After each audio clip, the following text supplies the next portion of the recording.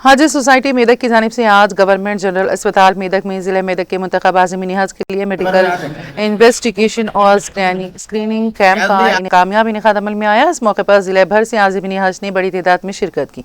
इस मौके पर आज़मीन हज की तिब्बी जाँच करते हुए उनके खून के नमूने ब्लड सैंपल्स जमा किए गए और उनका सीने का एक्सरे भी किया गया। अस्पताल की सुपरिंटेंडेंट डॉक्टर सुनीता देवी की निगरानी में तिब्बी टीम ने आज़मीन हज के मेडिकल इन्वेस्टिगेशन अंजाम दिए। कैंप के कामयाब इंतजाम में हज सोसाइटी जिले मेदक के जिम्मेदार मोहम्मद एजाजुद्दीन, मोहम्मद रियाजुद्दीन, मोहम्मद नईमुद्दीन, साबिर पाशा, ईसा कादी, हाफिज, मोहम्मद मोइजुद्दीन और दीगर अफराद ने मुकम्मल ताउन फराहम किया। आज़मीन हज ने अस्पताल के अमले और हज सोसाइटी मेदक के जिम्मेदारान का बेहतर ताउन पर शुक्रिया अदा किया।